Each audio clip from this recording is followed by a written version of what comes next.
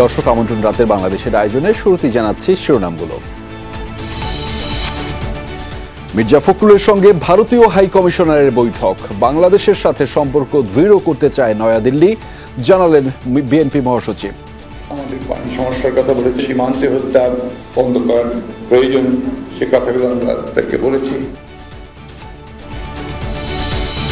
পার্বত্য জেলাগুলোতে এখনো থমথমে অবস্থা, অবরোধ চললেও রাঙামাটিতে পরিবহন ধর্মঘট প্রত্যাহার, সহিংসতায় তৃতীয় পক্ষের ইন্ধন দেখছেন কেউ কেউ।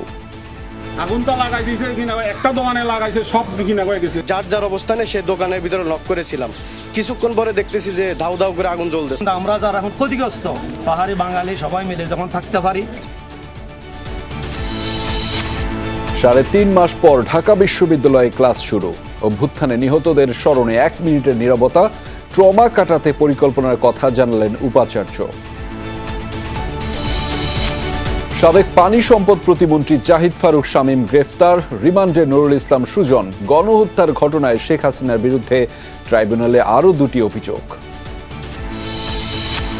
রাজনৈতিক মামলা প্রত্যাহার বিষয়ে 2টি কমিটি গঠন, জানালেন জনপ্রশাসন সচিব। 30 নভেম্বরের মধ্যে সরকারি কর্মচারীদের সম্পদের হিসাব দেওয়ার নির্দেশ। দর্শক, এছাড়াও রাতের বাংলাদেশে থাকছে শ্রীলঙ্কার নতুন প্রেসিডেন্ট নির্বাচিত হলেন ন্যাশনাল পিপলস পাওয়ার পার্টির কুমারা দিশানায়েকে। কাল শপথ নেবেন এই বামপন্থী নেতা।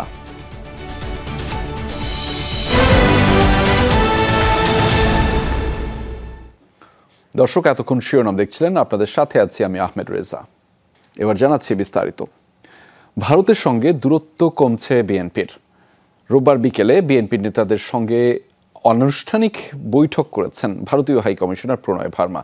প্রায় 1 ঘন্টা বৈঠক শেষে সাংবাদিকদের বিএনপি মহাসচিব জানিয়েছেন, ভারত বাংলাদেশের সম্পর্ক কিভাবে আরও জোরদার করা যায় সেসব ইস্যুতে বিস্তারিত আলোচনা হয়েছে।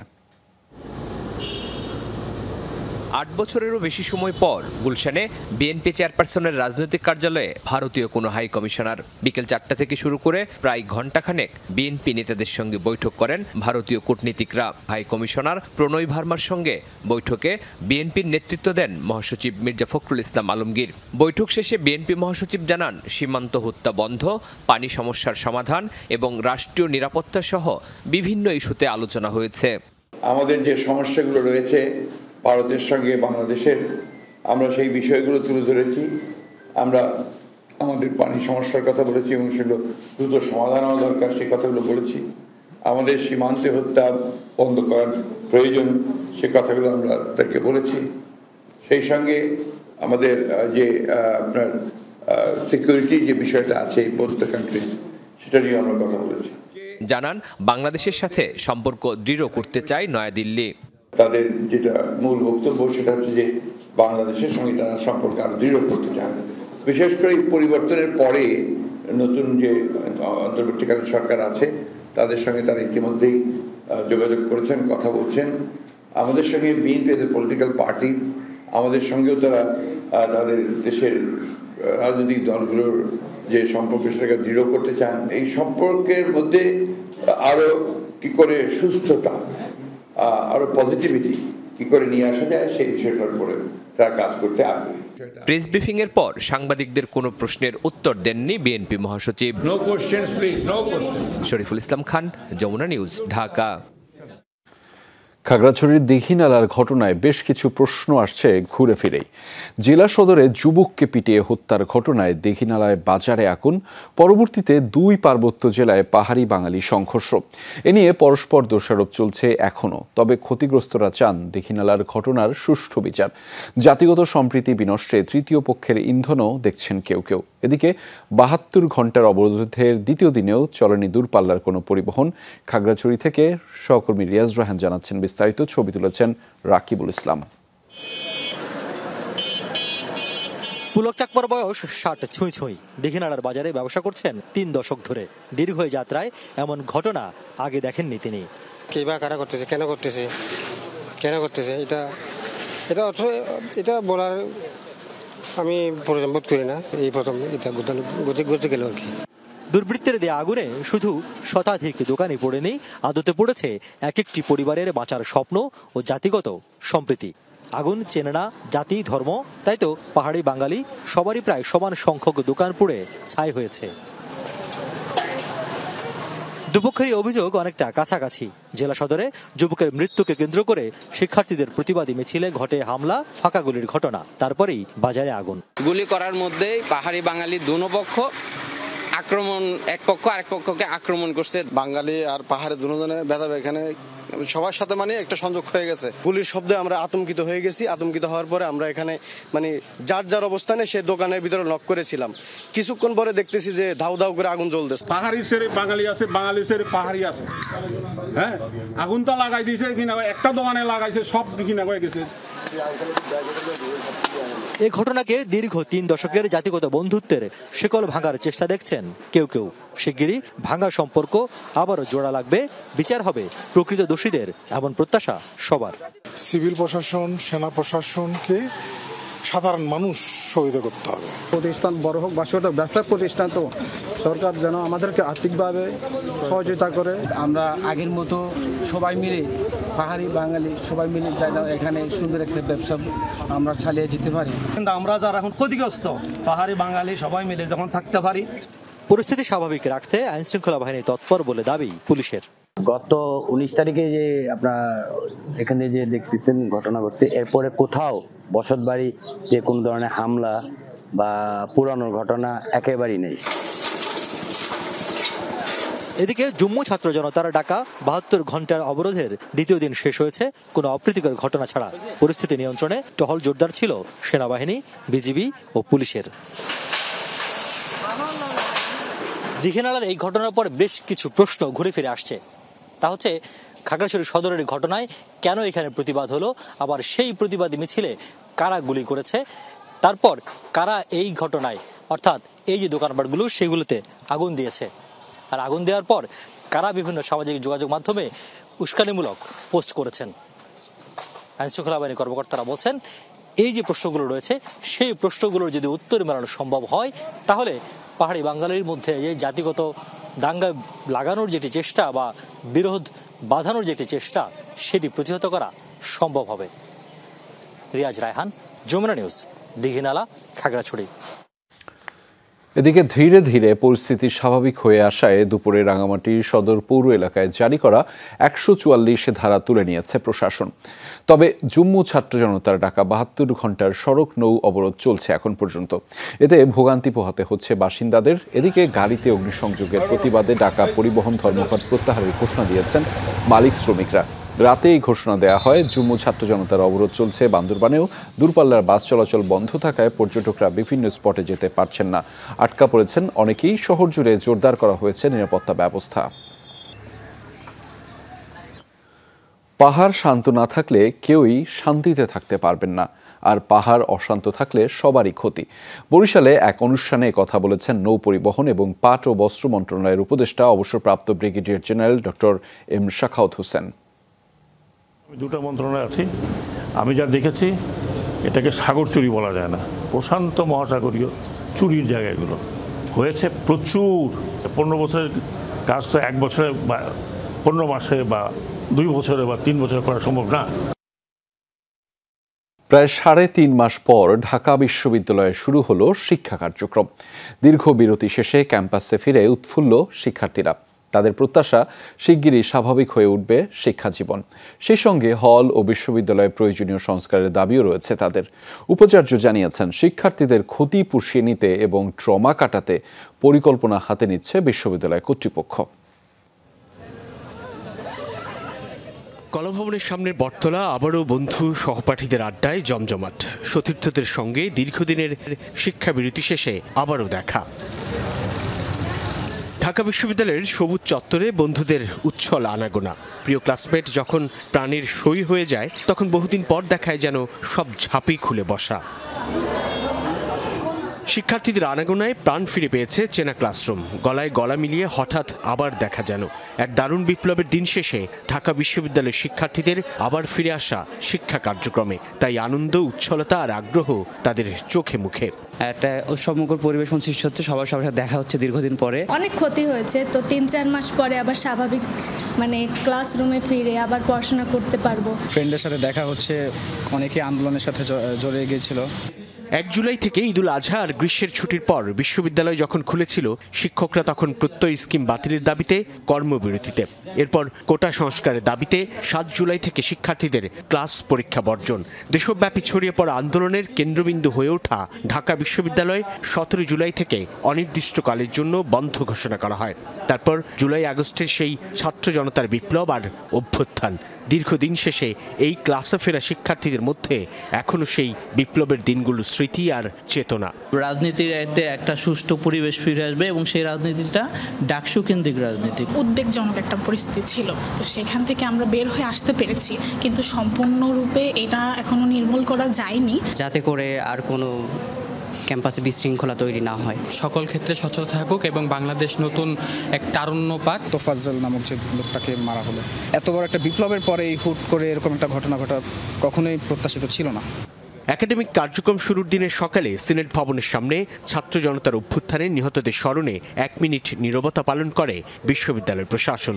নবনিযুক্ত উপাচার্য অধ্যাপক ডক্টর নিয়াজ আহমেদ খান বলেন, শিক্ষার্থীদের ক্ষতি পুষিয়ে নিতে হবে, কাটাতে হবে জুলাই আগস্ট বিপ্লব ঘিরে সৃষ্টি হওয়া ট্রমাও।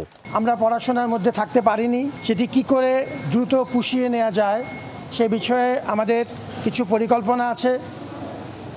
ছাত্র শিক্ষক সবাই একটি কঠিন মনস্তাত্ত্বিক এবং শারীরিক স্ট্রেসের মধ্য দিয়ে, একটা ট্রমার মধ্য দিয়ে এই পর্যায়ে এসছেন।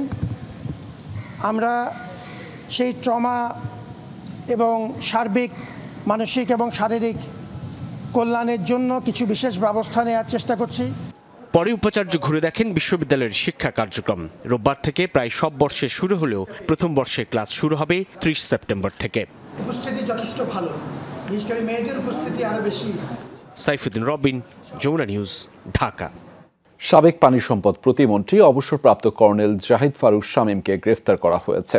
রোববার সন্ধ্যায় এই তথ্য নিশ্চিত করেন র্যাবের লিগ্যাল অ্যান্ড মিডিয়া উইংয়ের পরিচালক লেফটেন্যান্ট কর্নেল মুনিম ফেরদৌস। তিনি জানিয়েছেন, রাজধানীর বাড়িধারা এলাকা থেকে তাকে গ্রেফতার করা হয়েছে। জাহিদ ফারুকের বিরুদ্ধে একাধিক হত্যা মামলা রয়েছে, এরই মধ্যে তাকে ডিবির কাছে হস্তান্তরও করা হয়েছে। রাজধানীর যাত্রাবাড়ী থানার হত্যা মামলায় সাবেক রেলমন্ত্রী নুরুল ইসলাম সুজনকে 5 দিনের রিমান্ড দিলেন আদালত। এছাড়া অন্য হত্যা মামলায় দীপু মনি, ইনু, মেনন, পলকসহ 7 জনের জামিন আবেদন নামঞ্জুর করে কারাগারে পাঠানোর নির্দেশ দেওয়া হয়েছে। রোববার সকালে 8 আসামিকে তোলা হয় মেট্রোপলিটন ম্যাজিস্ট্রেট সাদ্দাম হোসেনের আদালতে। শুনানি হয় রাজধানীর যাত্রাবাড়ী আদাবর থানার হত্যা মামলার। তেজগাঁও থানার 2 পৃথক হত্যা মামলারও ছিল জামিন শুনানি। উভয় পক্ষের শুনানি শেষে যাত্রাবাড়ী থানার রফিকুল ইসলাম হত্যা মামলায় সাবেক রেলমন্ত্রী নুরুল ইসলাম সুজনের 5 দিনের রিমান্ড মঞ্জুর করেন আদালত। আর তেজগাঁও থানার হত্যা মামলায় সাবেক সমাজ কল্যাণ মন্ত্রী দীপু মনি, আইসিটি প্রতিমন্ত্রী পলক, রাশেদ খান মেনন, হাসানুল হক ইনু, সাবেক আইজিপি চৌধুরী আবদুল্লাহ আল মামুন ও সাংবাদিক দম্পতি শাকিল রূপাকে গ্রেফতার দেখানো হয়। শুনানিতে আসামিপক্ষের জামিন আবেদন নামঞ্জুর করে কারাগারে পাঠানোর নির্দেশ দেন বিচারক। এ সময় তেজগাঁও থানার পৃথক মামলায় রাশেদ খান মেনন, হাসানুল হক ইনু ও আবদুল্লাহ আল মামুনকেও কারাগারে পাঠানোর নির্দেশ আসে। এদিকে আদাবর থানার হত্যা মামলায় সাবেক অতিরিক্ত অ্যাটর্নি জেনারেল ব্যারিস্টার মেহেদী হাসানের জামিন আবেদন নামঞ্জুর করে কারাগারে পাঠানোর নির্দেশ দেওয়া হয়। ছাত্র জনতার আন্দোলনে সহিংসতার দায় আসামিরা এড়াতে পারে না, এমন মন্তব্য করে রাষ্ট্রপক্ষের আইনজীবীরা বলছেন, অভিযুক্তদের সর্বোচ্চ শাস্তি নিশ্চিতে আইনি লড়াইয়ে থাকবেন তারা। প্রসিকিউশন পক্ষে আমরা তার জামিনের বিরোধিতা করি, বলি যে আসামিরা বোনাফাইড একজন তারা ক্রিমিনাল এবং তারা এই হত্যার সঙ্গে জড়িত। তারা যদি বের হয় দেশে অশান্তি হবে এবং পেশিবাদের দোষরা যারা এখনো লুকিয়ে আছে তাদের সঙ্গে মিলে দেশের অশান্তি সৃষ্টি করবে এবং শান্তি শৃঙ্খলা বিঘ্নিত করবে। এদিকে মামলা, গ্রেফতার, রিমান্ডকে রাজনৈতিক উদ্দেশ্য প্রণোদিত আখ্যা দেন আসামিপক্ষের আইনজীবী। জানান, ন্যায় বিচার পেতে প্রয়োজনে সর্বোচ্চ আদালতে যাবেন তারা। হয়রানি করার উদ্দেশ্যে এবং রাজনৈতিক কারণে এই মামলাগুলোতে আমাদের সন্নিবেশ করা হচ্ছে। এই আদেশে এবং আমরা অর্ডারে আমরা সংক্ষুব্ধ হয়েছি, আমরা বিক্ষুব্ধ হয়েছি, আমরা ন্যায় বিচার হতে বঞ্চিত হয়েছি। এদিন সাবেক রেলমন্ত্রী নুরুল ইসলাম সুজন ছাড়া অন্যান্য আসামিদের রিমান্ডে রাখার আবেদন করেনি পুলিশ। রাব্বি সিদ্দিকী, যমুনা নিউজ, ঢাকা। আন্তর্জাতিক অপরাধ ট্রাইব্যুনালে শেখ হাসিনার বিরুদ্ধে গণহত্যার অভিযোগ জমা পড়েছে আরও 2টি। বৈষম্য বিরোধী আন্দোলনে ডাক্তার সজীব ও মানারাত বিশ্ববিদ্যালয়ের শিক্ষার্থী শাকিল হত্যায় শেখ হাসিনা সহ 77 জনের বিরুদ্ধে ট্রাইব্যুনালে অভিযোগ দায়ের করা হয়েছে। চিফ প্রসিকিউটর জানিয়েছেন, শিগগিরই বিচারিক প্রক্রিয়া শুরু হবে। বৈষম্য বিরোধী আন্দোলন চলাকালে রাজধানীর উত্তরার আজমপুরে গত 18 জুলাই পুলিশের গুলিতে আহত হন ডাক্তার রাজীব সরকার। পরে উত্তরা আধুনিক হাসপাতালে নেওয়া হলে চিকিৎসক মৃত ঘোষণা করেন। বুকের বাম দিকে গুলি লেগে নিহত হন ডাক্তার সজীব। নিহতের ঘটনায় শেখ হাসিনা সহ 71 জনের বিরুদ্ধে আন্তর্জাতিক অপরাধ ট্রাইব্যুনালে অভিযোগ দায়ের করা হয়েছে। রোববার আন্তর্জাতিক অপরাধ ট্রাইব্যুনালে ডাক্তার সজীবের বাবা হালিম সরকার এই অভিযোগ দায়ের করেন। তিনি জানান, গাজীপুরের তাহেরুন্নেসা মেডিকেল কলেজ থেকে 2020 সালে MBBS পাশ করেন সজীব। নিরপরাধ ছেলেকে গুলি করে হত্যার বিচার চান তার বাবা। আমি যে ফার্স্ট কাপড়টা উঠানোর পরে দেখি যে আমার ভাইয়া শুয়ে আছে। আমার ভাইয়ার বুকের বাম দিকে গুলি লাগছে, বাম দিকে গুলি লেগে সেটা হাতের ডান সাইডের একটা সাইড দিয়ে বের হয়ে গিয়েছে। আমি যতটুকু জানতে পারছি যে ট্রাইব্যুনালে সঠিক বিচার হবে, বা আমিও আশা রাখি যে এখানে সত্য এবং সঠিক বিচারটা হবে, এবং সঠিকটা উদ্ঘাটন করে সঠিক বিচারের জন্য আমি এখানে এসেছি। যে কোনো সময় ট্রাইব্যুনালে বিচারক নিয়োগ করে শুরু হবে বিচার কার্যক্রম, জানালেন চিফ প্রসিকিউটর। আগে যত লোকের নামই থাকুক, সেটা কিন্তু পর্যালোচনার পরে এই নামগুলো কেউ যদি অতিরিক্ত থাকে বাদও পড়তে পারে, আবার কারো নাম যদি ঢুকানোর দরকার হয়, আমরা মনে করি যে তদন্তে এসেছে সেই ঘটনার সাথে সম্পৃক্ত, তার নাম ঢুকতেও পারে। সুতরাং এটা ফাইনালি ডিসাইড হবে যখন আন্তর্জাতিক অপরাধ ট্রাইব্যুনাল গঠন হওয়ার পরে আমরা যে পিটিশনটা দায়ের করব সেখানেই নির্ধারিত হবে। একই দিনে উত্তরার আজমপুরে মানারাত ইউনিভার্সিটির শিক্ষার্থী শাকিল হত্যায়ও অভিযোগ দায়ের করা হয়। লাভলি বিথি, যমুনা নিউজ, ঢাকা। প্রধান উপদেষ্টা ডক্টর মোহাম্মদ ইউনূসের সঙ্গে সাক্ষাৎ করেছেন বাংলাদেশ সেনাবাহিনীর প্রধান জেনারেল ওয়াকারুজ্জামান। সকালে প্রধান উপদেষ্টার কার্যালয়ে সৌজন্য সাক্ষাৎ করেন সেনাবাহিনী প্রধান ওয়াকারুজ্জামান। এ সময় তিনি দেশের আইন শৃঙ্খলা পরিস্থিতি বিষয়ে প্রধান উপদেষ্টা ডক্টর ইউনূসকে অবহিত করেন। এছাড়া দেশের অভ্যন্তরীণ নানা বিষয়ে আলোচনা করেন তারা। আইন শৃঙ্খলা পরিস্থিতির উন্নতিতে সেনাবাহিনীর সক্রিয় ভূমিকার প্রশংসা করেন প্রধান উপদেষ্টা। রাজনৈতিক নেতাকর্মী সহ নিরীহ মানুষের বিরুদ্ধে বিভিন্ন সময়ে দায়ের করা মিথ্যা ও হয়রানিমূলক মামলা প্রত্যাহারের কমিটি গঠন করেছে স্বরাষ্ট্র মন্ত্রণালয়ের জননিরাপত্তা বিভাগ।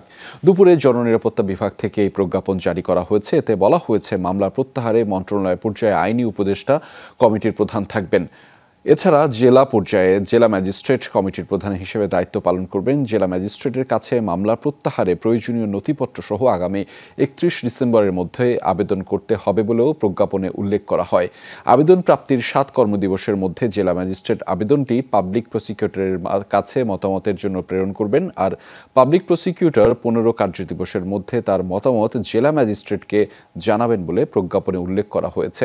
এরপর জেলা ম্যাজিস্ট্রেট কমিটিতে উপস্থাপন করবেন এবং জেলা কমিটি মামলাটি প্রত্যাহারের জন্য সরকার বরাবর সুপারিশ করবেন।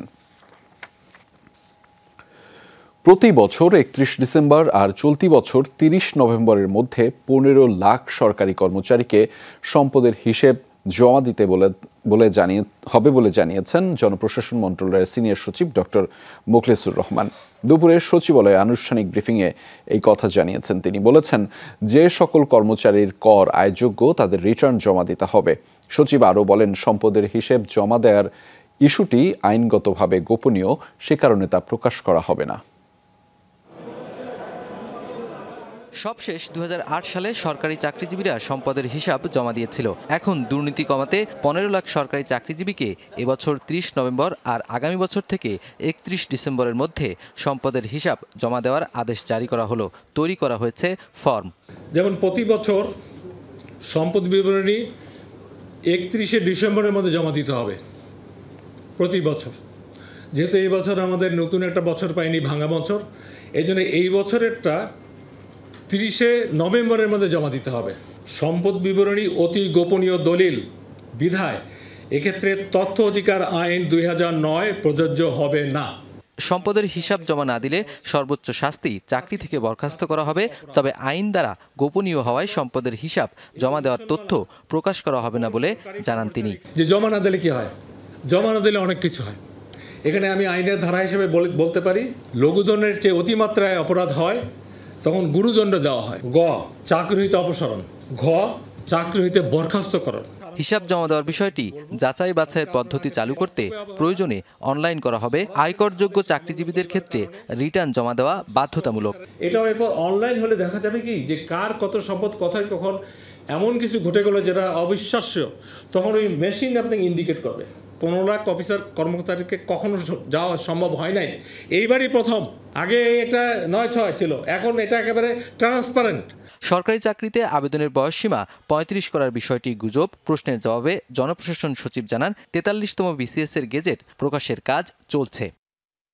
নুরবি সরকার, যমুনা নিউজ, ঢাকা। বাণিজ্য মন্ত্রণালয় নিজস্ব ক্ষমতা বলে ইলিশ রফতানির সিদ্ধান্ত নিয়েছে। এই দাবি মৎস্য ও প্রাণী সম্পদ উপদেষ্টা ফরিদ আক্তারের। তিনি বলেছেন, রফতানির সিদ্ধান্তে বাজারে ইলিশের দাম বাড়লে ব্যবস্থা নেওয়া হবে। অন্যদিকে বাণিজ্য উপদেষ্টা ডক্টর সালেউদ্দিন আহমেদ বলেছেন, ভারতে ইলিশ রপ্তানির বিরোধিতাকারীরা ইমোশনাল।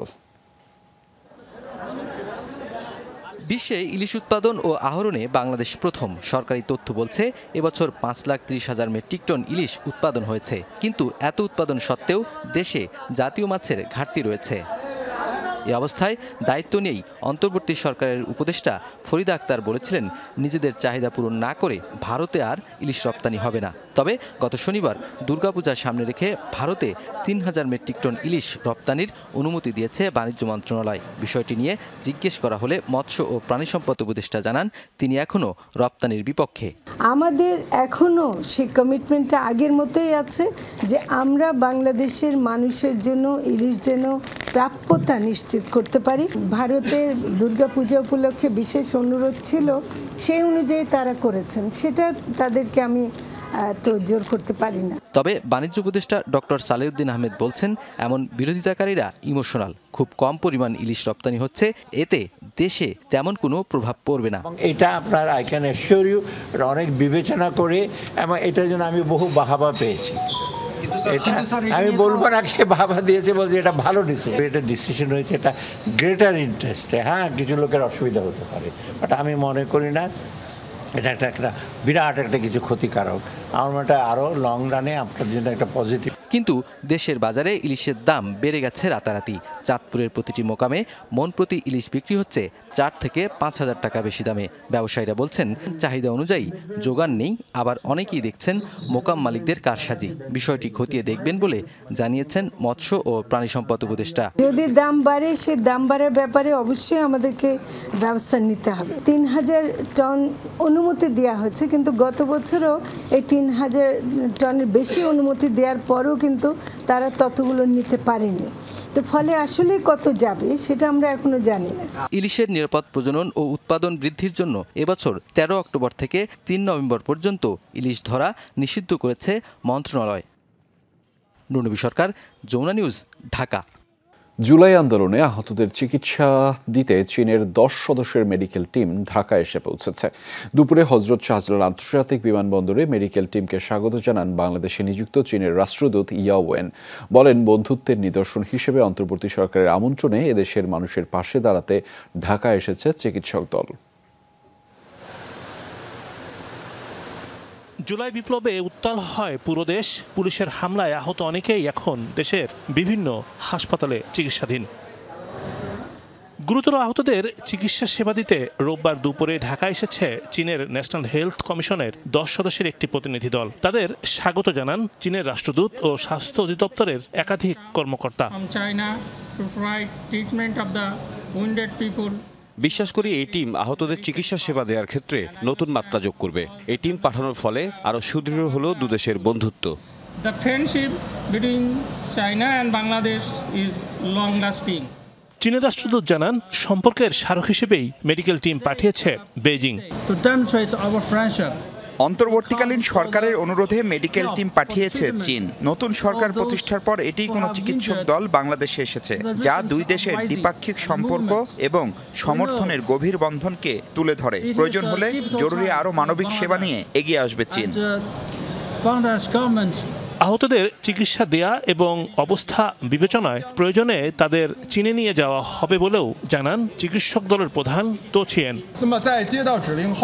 24 ঘন্টার মধ্যে টিম গঠন করে 48 ঘন্টার মধ্যে বাংলাদেশে এসে পৌঁছেছি। এটি বন্ধুত্বের নিদর্শন। রিমন রহমান, যমুনা নিউজ, ঢাকা। পাহাড়ে জুমল্যান্ড গঠনের দেশবিরোধী ষড়যন্ত্রের প্রতিবাদে চট্টগ্রামে মশাল মিছিল করেছে বৈষম্য বিরোধী ছাত্র আন্দোলন। সন্ধ্যায় নগরীর আগ্রাবাদ মোড় থেকে মিছিল বের করা হয়। এটি বিভিন্ন সড়ক প্রদক্ষিণ করে। এ সময় বৈষম্য বিরোধী আন্দোলনের শিক্ষার্থীরা বলেছেন, দেশকে অস্থিতিশীল করার লক্ষ্যে আওয়ামী লীগের দোসররা বিভিন্ন ষড়যন্ত্র করছে। পাহাড়ি ও বাঙালিদের মধ্যে পরিকল্পিতভাবে দ্বন্দ্ব তৈরি করা হচ্ছে। এ বিষয়ে সবাইকে সজাগ থাকার আহ্বান জানানো হয়েছে। সমতলের মতো পাহাড়েও শান্তি ফিরে আসুক, এমন প্রত্যাশার কথা জানিয়েছেন বৈষম্য বিরোধী আন্দোলনের শিক্ষার্থীরা।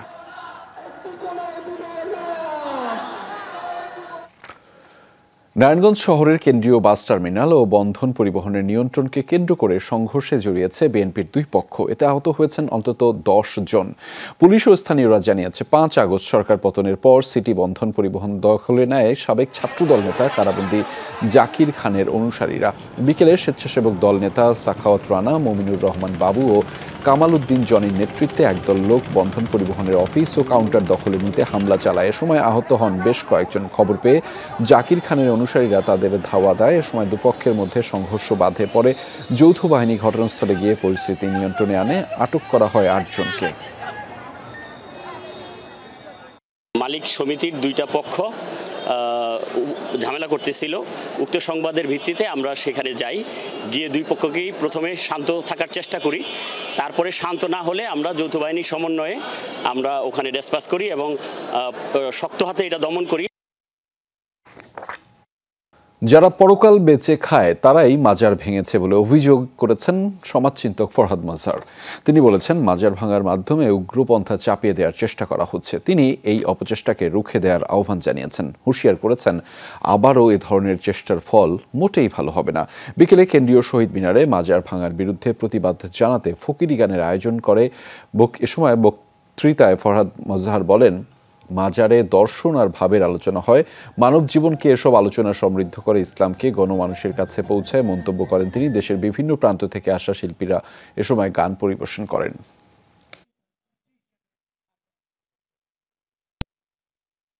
সত্যের দাবি নিয়ে আপনি একমাত্র সহি আর অন্য অপর পক্ষ মিথ্যা, এই দাবিতে যখনই আপনি অপরকে হামলা করবেন আপনি ইসলাম থেকে খারিজ হয়ে গেছেন। আল্লাহর কাছে আপনাকে জবাব দিতে হবে। এই বিচার করবার কথা ডক্টর ইউনূসের আমাদের। শ্রীলঙ্কার নতুন প্রেসিডেন্ট নির্বাচিত হলেন দেশটির ন্যাশনাল পিপলস পাওয়ার এনপিপি পার্টির বামপন্থী নেতা অনুরা কুমারা দিশানায়েকে। রোববার স্থানীয় সময় সন্ধ্যা 7টায় দ্বিতীয় দফার ভোট গণনা শেষে দিশানায়েকে বিজয়ী হিসেবে ঘোষণা করেছে শ্রীলঙ্কার নির্বাচন কমিশন। শনিবার অনুষ্ঠিত নির্বাচনে কোনো প্রার্থী এককভাবে 50% বেশি ভোট না পাওয়ায় দ্বিতীয় দফায় ভোটাভুটির সিদ্ধান্ত নেওয়া হয়। শ্রীলঙ্কার ইতিহাসে দ্বিতীয়বার ভোট গণনার ঘটনা এটি প্রথম। জনতা বিমুক্তি পেরামুনা দলের নেতা ও ন্যাশনাল পিপলস পাওয়ার জোটের প্রার্থী 55 বছর বয়সী অনুরা কুমারা দিশানায়েকে মার্ক্সবাদী হিসেবে বেশ জনপ্রিয় ছিলেন। প্রাথমিক তথ্য অনুযায়ী সোমবার অনুষ্ঠিত হতে পারে নতুন নির্বাচিত রাষ্ট্রপতির শপথ গ্রহণ অনুষ্ঠান।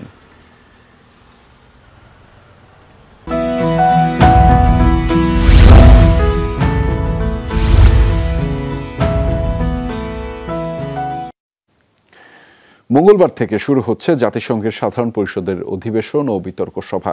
অধিবেশনের আগে the summit for the future এ যোগ দিতে জাতিসংঘের সদর দপ্তরে পৌঁছেছেন 150-র বেশি দেশের প্রতিনিধিরা। 2 দিনব্যাপী এই সামিটের আজ প্রথম দিন। সামিট শুরুর আগে সেখানে বক্তব্য রাখেন জাতিসংঘের মহাসচিব অ্যান্তনিও গুতেরেস। বক্তব্যে তিনি জোর দিয়েছেন বৈশ্বিক সহায়তা ও বহুপাক্ষিক সম্পর্ক প্রতিষ্ঠার উপর। সামিটের প্রথম দিন আলোচনা চলছে 3টি বিষয়ের উপর, যেখানে রয়েছে ভবিষ্যতের জন্য একটি কার্যকারী চুক্তি করা, ভবিষ্যৎ প্রজন্মের জন্য একটি বিবৃতি দেয়া এবং বিশ্বব্যাপী একটি ডিজিটাল কম্প্যাক্ট। এই 3টি বিষয়। Welcome to the summit, the inclusive 21 শতকের প্রতিবন্ধকতা দূর করতে 21 শতকের উপযোগী সমাধানই প্রয়োজন। আমাদের এমন এক ফ্রেমওয়ার্কের আওতায় কাজ করতে হবে যেখানে থাকবে সকল দেশের সমান অংশীদারিত্ব। বৈশ্বিক সহযোগিতা ও কার্যকর বহুপাক্ষিক সম্পর্ক প্রতিষ্ঠার উপর আমাদের আরও কাজ করতে হবে। এই অধিবেশনে আমি আশা করব এমন কিছু সংশোধন ও পরিবর্তন আসুক যা জাতিসংঘের মিশনকে কার্যকরী করতে সহায়তা করবে। দর্শক, এবার জানাচ্ছি ভারত বাংলাদেশ টেস্ট সিরিজের খবর। ব্যাটারদের ব্যর্থতায় চেন্নাই টেস্টে 280 রানের বড় পর্যায়ে বরণ করতে হয়েছে বাংলাদেশকে। 514 রানের পাহাড়ে চাপা পড়ে অশ্বিন জাদেজার ঘূর্ণিতে 234 রানেই গুটিয়ে যায় টিম বাংলাদেশ।